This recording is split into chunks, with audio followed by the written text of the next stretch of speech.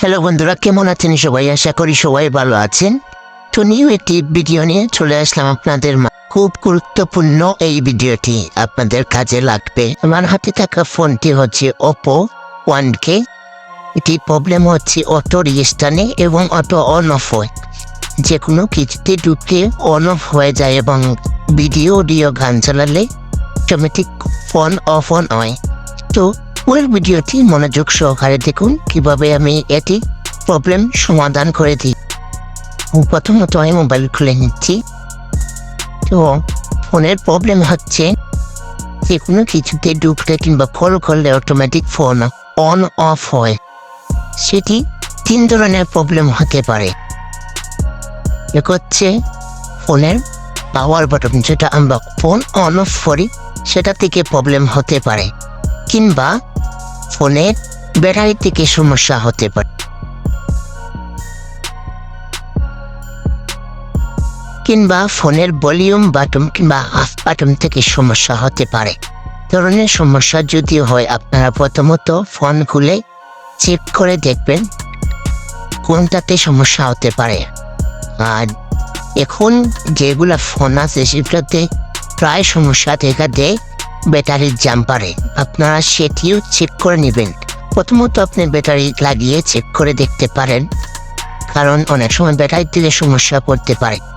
কিংবা আপনারা ব্যাটারি যে ফিউজটা আছে, আমরা সবসময় যেটাতে কাজ করি, প্রথমত সমস্যা হলে সেটি আপনারা প্রথমত চেঞ্জ করে দেখতে পারেন। তো আমি ব্যাটারিটি মোবাইল থেকে খুলে নিলাম, নিয়ে এখন আমি উপরে যা স্টিকার আছে, যেটা আমরা টেপ ব্যবহার করে কোম্পানি থেকে, সেই টেপটি খুলে নেব। তো চেক করবেন, চেক ছাড়া কোনো সময় আপনারা কাজ করবেন না। প্রথমত আপনারা পাওয়ার বাটন চেক করে নেবেন, কিংবা ব্যাটারি একটি লাগিয়ে দেখবেন কোনো ধরনের সমস্যা আছে কিনা। না, যদি ব্যাটারি থেকে সমস্যা পড়ে ব্যাটারি চেঞ্জ করতে হবে বাধ্যতামূলক, ফিউজ শর্ট করে হবে না।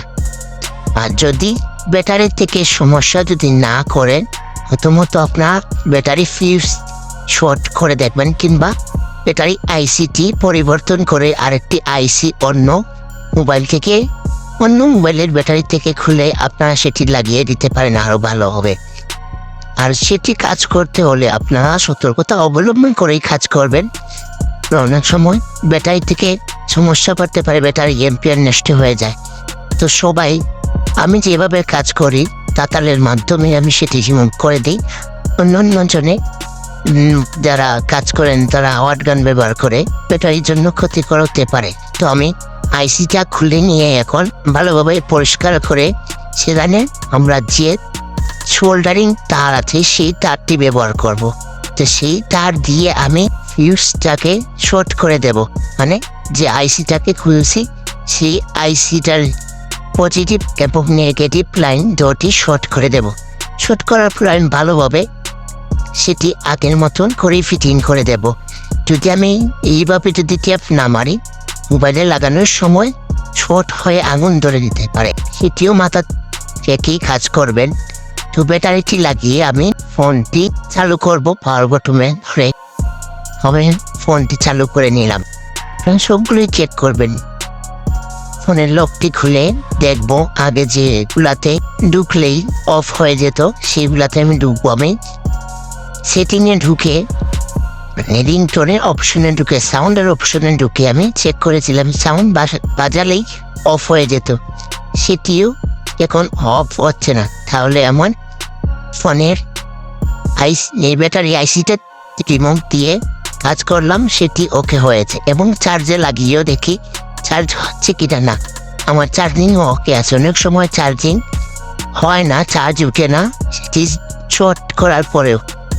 আর অবশ্যই আপনারা বাধ্যতামূলক চেক করে নেবেন স্টার মেরে। যদি ফোন অন অফ হয় তাহলে বুঝবেন যে কাজটি সঠিক হয়েছে। অনেক সময় ফোন অন হয় না, স্টার মারার পর ব্যাটারি সেই শক্তি দিয়ে ব্যাটারি দিয়ে চালু হয় না, অফ হয়ে যায়, সেটি আর কাজ করলে হয় না। তো সেটি আমি পেয়েছি কয়েকটি সমস্যা।